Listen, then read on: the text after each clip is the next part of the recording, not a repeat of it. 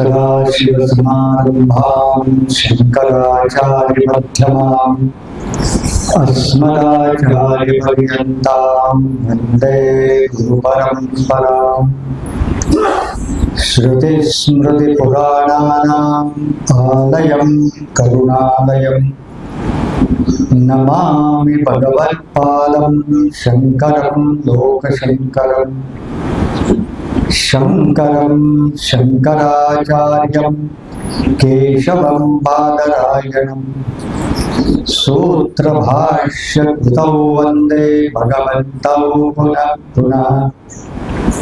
ईश्वरो गुरुरात्मेति मूर्तिभेदविभागिने व्योमवद्व्याप्तदेहाय श्रीदक्षिणामूर्तये नमः।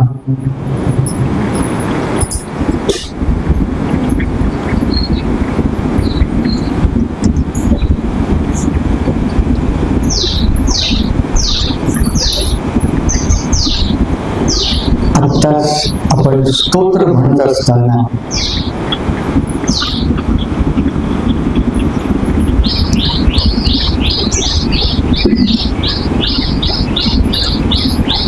भगवंताचं स्वरूप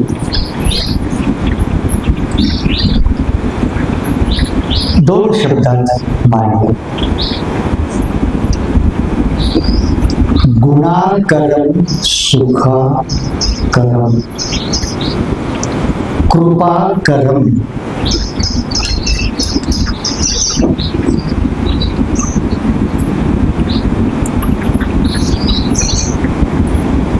भगवान कोण?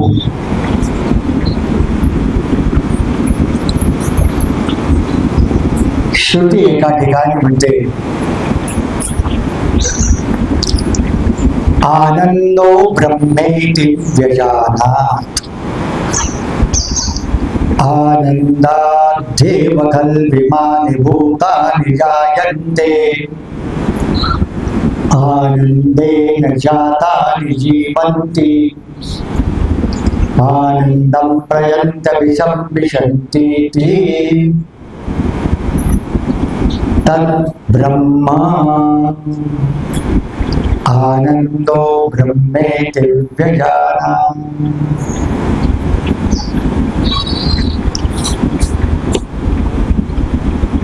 आपण सर्व शास्त्रांच्या मध्ये उपनिषदांच्या मधून श्रीमद भगवद्गीतेमधून किंवा सर्व आचार्यांच्या मुखामधून एक सतत ऐकतो की भगवान हा प्रत्यक्ष एक व्यक्ती नाही, किंबहुना आपल्याला दिसणार शरीरही नाही। तर भगवान हे प्रत्यक्ष सत चित आणि आनंद स्वरूप आहे।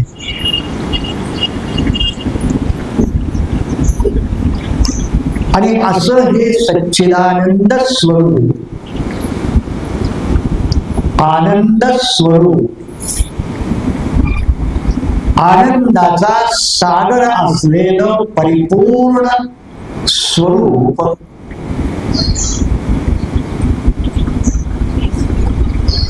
हेच या सर्व संपूर्ण विश्वाचं किंबहुना मानवी जीवनाचं केंद्रस्थान आहे।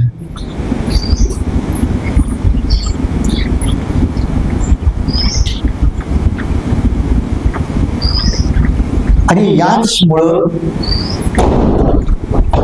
प्रत्येक जीव हा जर काही शोधत असेल तर एकच वस्तूचा सतत अखंडपणानं जन्मभर नव्हे, आपल्या संपूर्ण मानवी जीवनाची जी काही यात्रा अनादी काळापासून चाललेली आहे, त्याचा एकच फक्त शोध आहे. असतो मा सद्गमय, तमसो मा ज्योतिर्गमय, मृत्योर्मा अमृतम गमय. हे भगवंता,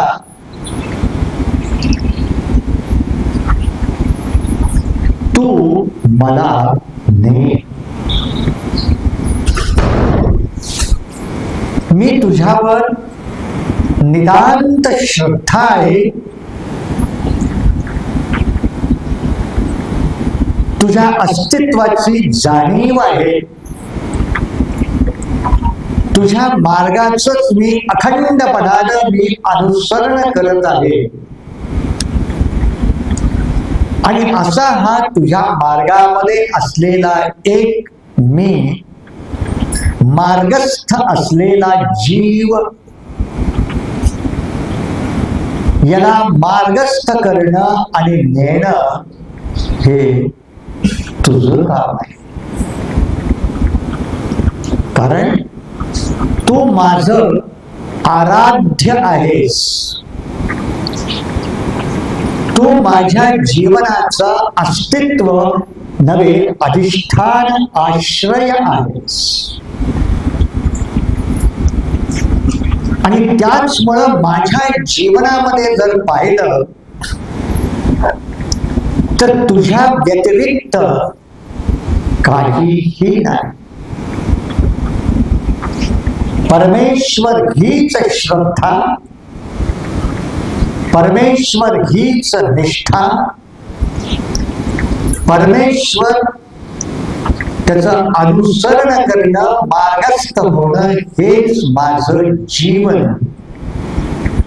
का? याचं कारण फक्त एकच आहे.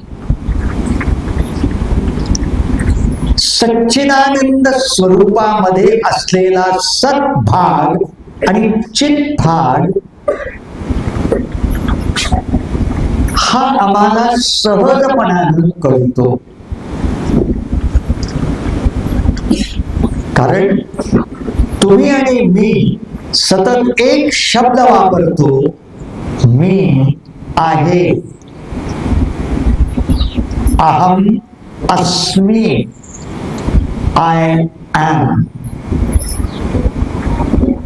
म्हणजे मी आहे, मी आहे, मी आहे, हे सगळ्यांनाच, सर्वसामान्य जीवाला प्रत्येक क्षणाला येणारं स्वतःच अस्तित्व, स्वतःच्या अस्तित्वाची जाणीव ही आहेच. तो भाग मी बघणार नाहीये. मी चेतनशील आहे हेही प्रत्येक जीवाला, प्रत्येक क्षणाला अनुभवाला येतो. मी जड नाही, मी दगड नाही आहे, मी जिवंत चेतनशील आहे. I am a conscious sentient living being आहे. ही सुद्धा प्रत्येकाला जाणीव आहेच. फक्त जो आनंदाचा जो भाग जो आहे तो मात्र आम्हाला अनुभवाला येत नाही. म्हणून सर्वसामान्यतेनं आपण सर्वजण 100% विदाउट एनी एक्सेप्शन, मग तो व्यावहारिक असो, भौतिक असो, धार्मिक असो, किंवा एखादा भक्तही असो, आध्यात्मिक साधक असो, तो जेव्हा प्रार्थना करतो त्यावेळेला सतत एक जाणीव असते, एकच मागणं असते, भगवंता सगळं आहे रे, पण अजूनही खऱ्या अर्थानं शांती नाही आहे. खऱ्या अर्थानं मी सर्व विषयांचा सुख घेतलेला आहे, पण अजूनही मला सतत सुखाची लालसा, आनंदाची इच्छा सतत होते. अनेक इच्छा पूर्ण केल्या, अनेक प्रकारचे भोग मी घेतले, पण अजूनही माझं जीवन तृप्त संतुष्ट नाही. अजूनही मला अंतरंगामध्ये शांती, आनंद नाही. तो जो आनंद, हा जो भाग जो आहे, ते आनंद स्वरूप हे विश्वाचं स्वरूप नाही, विषयांचं स्वरूप नाही, तर या विश्वामध्ये आनंद हे फक्त चैतन्याचं स्वरूप आहे, परमात्म्याचं स्वरूप आहे, भगवंताचं स्वरूप आहे. म्हणून तरी भगवान हा अंतरंगानं आणि बहिरंगानं तो आनंद स्वरूप आहे. लक्षात घ्या. म्हणून तरी म्हणलेलं आहे आनंदो ब्रह्मेति व्यजानात्. की त्या भगवंताचं स्वरूपच आनंद स्वरूप, नवे नवे आनंद स्वरूप हेच परब्रह्म स्वरूप आहे. आणि म्हणून तरी आम्ही सर्वजण जर आनंदाचा शोध घेत असू, तर हा आनंदाचा शोध बहिरंगामध्ये नाही, बाह्य नाही, तर हा अंतरंगामध्येच आहे. म्हणून ईश्वरी आनंद, ईश्वरीय असलेलं सुख किंवा आनंद ही वस्तू नाही. आपण वस्तू विकत घेतो कशासाठी? वस्तूच्या सान्निध्यामधून, वस्तूच्या उपभोगामधून मला आनंद मिळेल. मला खरं पाहिजे आहे आनंद. बघा, परंतु आजपर्यंत घरामध्ये अनेक वस्तू जमा केल्या, विकत घेतल्या, उपभोगल्या. कशासाठी? वस्तूंच्या साठी नाही, भोगासाठी नाही आहे. मला यामधून आनंद पाहिजे. म्हणजे आनंदासाठी विषय आहे, आनंदासाठी भोग आहे. परंतु दुर्दैवानं विषय मिळाले, भोग मिळाला, पण आनंद मात्र अजूनही मिळालेला नाही. कारण आम्ही सर्वजण कल्पना करतोय की आनंद हा विषयांच्या मधून मिळणार आहे. आणि भगवान म्हणतात, अरे खुळ्या, आनंद हा ही वस्तूच नाही आहे. It is not one of the objects of the creation. विषय अनंत आणि अमर्याद आहे, पण आनंद हे विश्वाचं नाही, विषयांचं नाही, भोगांचं नाही, तर ते माझं स्वरूप आहे. आणि माझं स्वरूप असल्यामुळं संपूर्ण मानव जात नवे सर्व जीव जीवाणू जर आकर्षित जर होत जर असतील तर फक्त आनंदाकडे होतात, आनंदाच्या दिशेनच धावतात, आनंदाच्या दिशेनच मार्गक्रमण करतात आणि त्यामधून आनंदाचा शोध घेतात. अरे तोच आनंद मी आहे आणि त्यामुळेच भगवंताला कृष्ण असं म्हणलेलं आहे. कृष्ण कर्षते आकर्षयते इति कृष्ण, की जो या संपूर्ण जीव जीवाणूंना सर्व मानव जातीला आपल्याकडं आकर्षित करतो. आपल्याकडं म्हणजे शरीराकडं नाही, आपल्याकडं म्हणजे आत्मस्वरूपाकडं, आनंद स्वरूपाकडं तो आकर्षित करतो. आणि तेच आनंदाचं पर्सॉनिफिकेशन जर काही असेल, साक्षात अवतीर्ण स्वरूप म्हणजेच भगवंताचं आज होणार ते आनंद स्वरूपाचं असलेला तो अवतार, की ज्या आनंदाच्या स्वरूपाच्या अवतारामधून अंधार नाहीसा होतो, आनंदाच्या स्वरूपाच्या अवतीर्णानं संपूर्णपणे दुःख, चिंता, व्यग्रता, नैराश्य, वैफल्य नाहीसा होतं, संपूर्ण संसार नाहीसा होतो. ते स्वरूप आहे आणि ते स्वरूपच आपल्या अंतःकरणामध्ये अवतीर्ण व्हावं. तेच आनंद स्वरूपाचा तो अवतार आपल्या अंतरंगामध्ये तो यावा आणि आम्ही अनुभवावा आणि अनुभवून आम्ही सुद्धा आनंदाचे योगी आनंद तरंग ही अवस्था आम्ही प्राप्त करावी.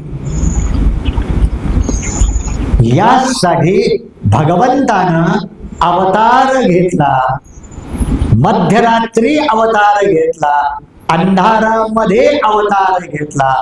म्हणजेच अज्ञानमय अशा असलेल्या अंतःकरणाच्या आत भगवंतानं अवतार घेतला. यासाठी आमचं अंतरंग जे आज भरलेलं आहे ते थोडंसं रिकामं केलं. एखादा घट जर असेल, तो मोकळा घट जर असेल तर त्याच्यात काहीतरी भरता येत.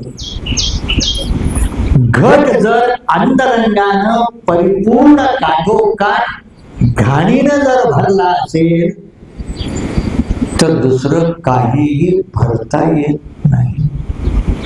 त्यासाठी घट रिकामा करायला लागतो, रेता करायला लागतो आणि रिकामा केल्यानंतर पाण्यामध्ये जर बुडवला तर तेच पाणी हळूहळू हळूहळू हळूहळू त्या रेता केलेल्या घटामध्ये प्रवेश करत आणि प्रवेश करता करता करता करता तो घट परिपूर्ण काठोकाठ.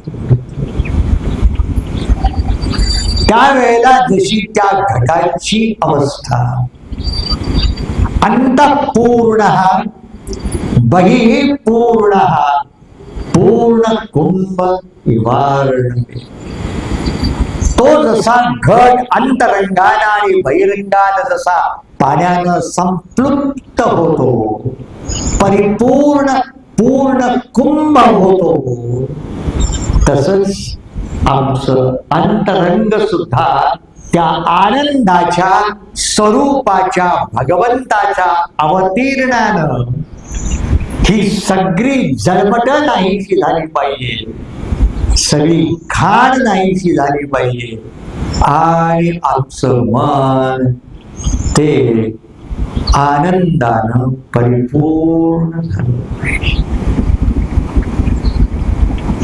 यासाठी रीत केलं आणि रीत करण्यासाठी काय केलं पाहिजे? एक एक एक असं काही काढता येईल, कारण एक घाण गेली की दुसऱ्या भरपूर आत आहे. आतापर्यंत 50 वर्षात, 60 वर्षात, 70 वर्षात, 80 वर्षात आपण काढायला लागलोय, पण अजूनही यत्किंचित सुद्धा अजूनही कमी झाल्याचं वाटत नाही. मग काय केलं पाहिजे? काय आपण काहीच करायचं नाही, फक्त त्याचा स्पर्श झाला पाहिजे. आणि त्याचा स्पर्श जर अंतरंगामध्ये जर व्हायचा झाला तर आमच्या अंतःकरणामध्ये त्या भगवंताविषयी, भगवंताच्या स्वरूपाविषयीची श्रद्धा निर्माण झाली. अब्सोल्यूट श्रद्धा तोच एक तारणारा आहे, लक्षात घ्या. म्हणून तरी त्यालाच म्हणतात नारायण, की तो नारायण आहे, शेषशाहीवर झोपलेला भगवान नाही, तर सर्व विश्व ज्याच्या पायावर लोळण घेते, ज्याच्या पायांचा चरणांचा आश्रय घेत आहे, तो नारायण. आणि म्हणून तरी याकरता भगवंताने गीतेच्या शेवटच्या श्लोकामध्ये म्हटलेला आहे, सर्व धर्मान् परित्यज्य माम एकम शरणं व्रज अहं त्वा सर्व पापेभ्यः मोक्षयिष्यामि मा शुचः. भावे वीण भक्ती, भक्ती वीण मुक्ती. तुला जर खरोखरच जर माझं स्वरूप अर्जुना मिळवायचं असेल, तुझं स्वरूप, माझं स्वरूप जर तुझ्या आज जर तुला जर अनुभवायचं असेल तर काय कर. काही करून मला मिळवता येणार नाहीये. लक्षात घे, सर्व धर्मान् परित्यज्य माम एकम शरणं व्रज, की सर्वस्वाचा त्याग म्हणजे सर्वस्वाचा त्याग नाही. बहिरंगाचा त्याग हा सर्वस्वाचा त्याग नाहीच. सर्वस्वाचा त्याग म्हणजे ऐश्वर्याचा त्याग नाही, विषयांचा त्याग नाही, माणसांचा त्याग नाही. सर्वस्वाचा त्याग म्हणजे अहंकाराचा त्याग. सर्व धर्मान् परित्यज्य माम एकम शरणं व्रज. हा जो अहंकार जो आहे, सतत आमच्या अंतःकरणामध्ये जीवाच्या अज्ञानामधून निर्माण झालेला अहंकारच मला ईश्वरापासून वियोग करतो. हाच एक अहंकार त्या ईश्वर स्वरूपापासून च्युत अधःपतन करतोय. हाच हा अहंकार मला माझ्या भोवती च्युत करून संसार निर्माण करून हा संसारामध्ये ग्रस्त करून आकंठ बुडवतोय. आणि मुक्त जर व्हायचं असेल तर पाहि माम त्राहि माम इति, की हा अहंकार पहिल्यांदा समर्पण झाला. आणि अहंकार समर्पण होण्यासाठी अगतिकता, हेल्पलेसनेस, त्यालाच नारद महर्षी म्हणतात दैन्यावस्था. जीवाची दैन्यावस्था चारी बाजूनं होरपळून निघाला पाहिजे. इतका होरपळून की जीवनामध्ये खरोखरच कळलं पाहिजे की मला कोणीही वाचवू शकणार नाही, मला कोणीही माझं रक्षण करू शकणार नाही.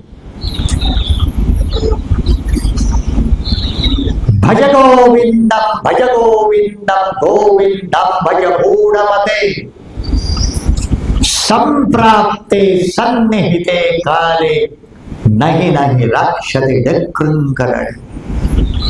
कोणीही वाचवणार नाहीये.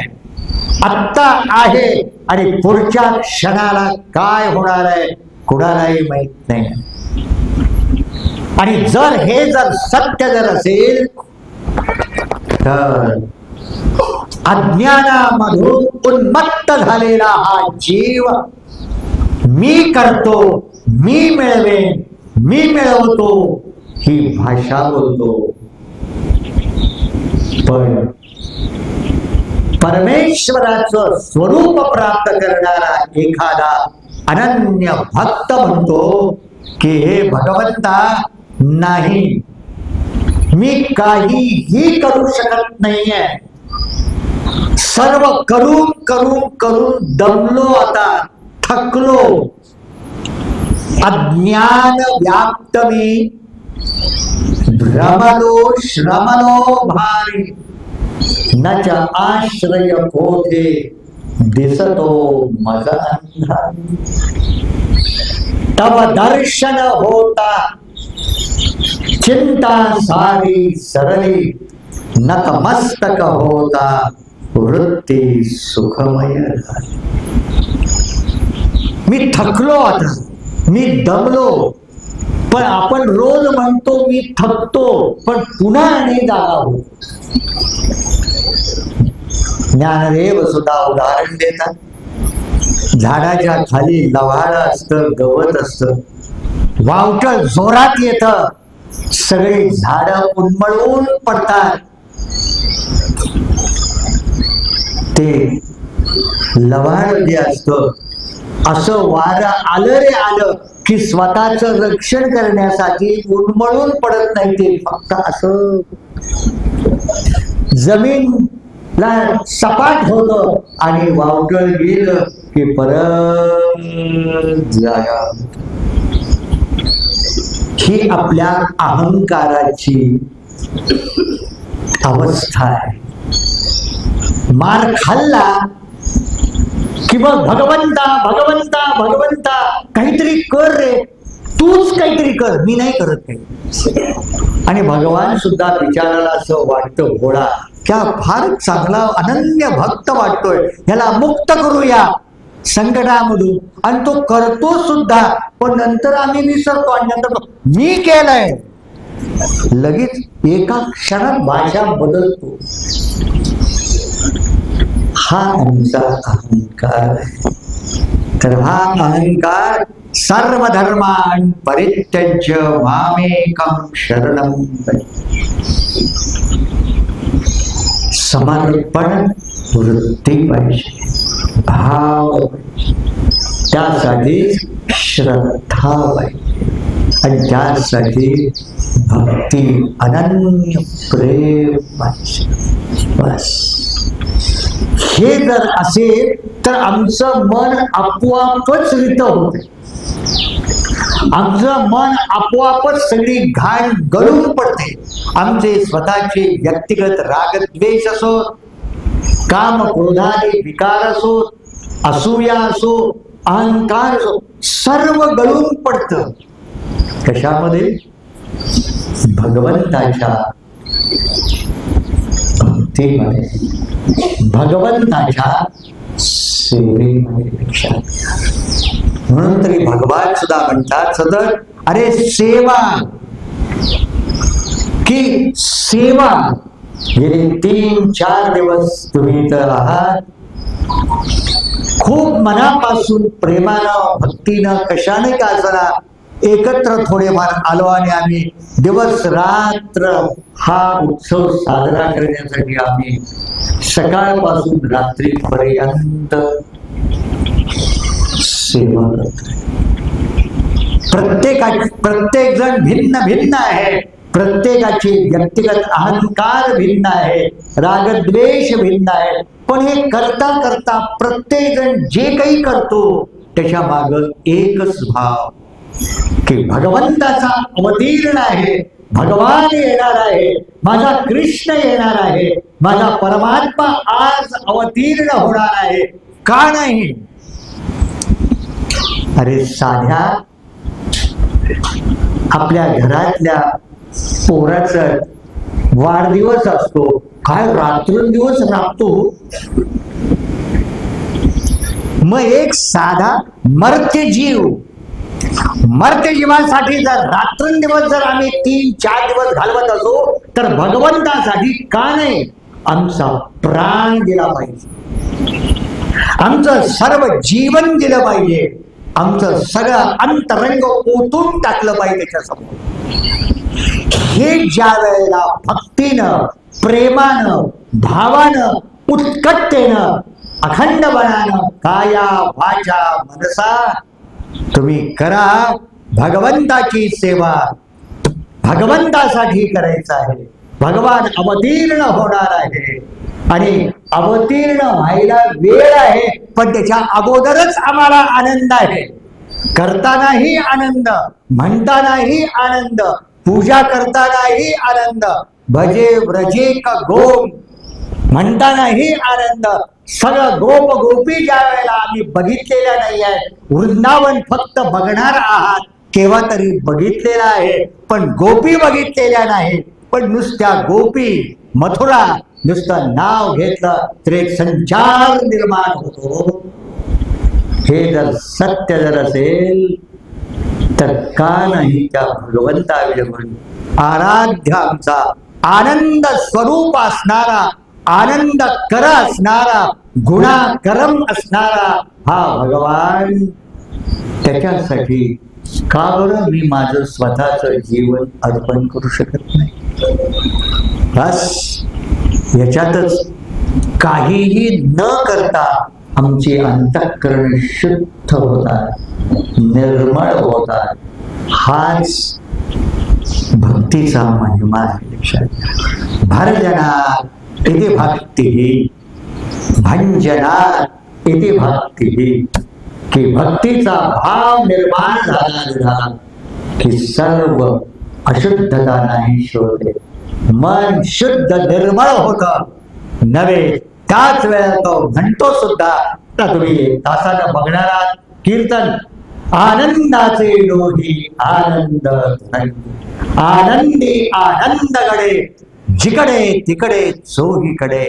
ही अनुभूती साक्षात आपल्या जीवनामध्ये, आणि हाच आनंद आमच्या जीवनामध्ये अंतरंगामध्ये भगवंताचा स्वरूप अवतारावून आणि आमचं जीवन निर्मळ स्फटिकागत व्हावं. त्याच्या नुसत्या स्पर्शानं, त्याच्या नुसत्या कृपेनं, कटाक्ष किरणाचांतः नमन्मोहा धये नमः.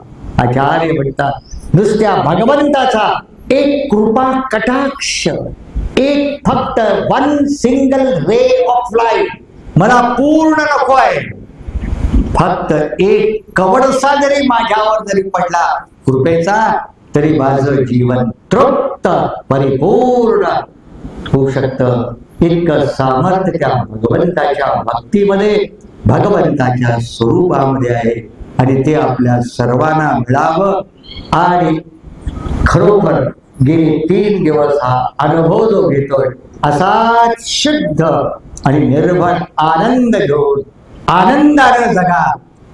आनंदी जीवन आहे, आनंदानं जगा, आनंदानं राहा, आनंदानं खा, आनंदानं राहा.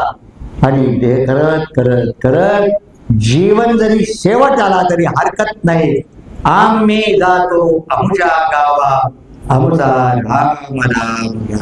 तितक्याच आनंदानं या विश्वाचा निरोप घेऊन पुन्हा त्या आनंद सागरामध्ये एक रूप व्हावं. यद्गत्वा न निवर्तन्ते तद्धाम परमं मम. हेच भगवंताचं स्वरूप.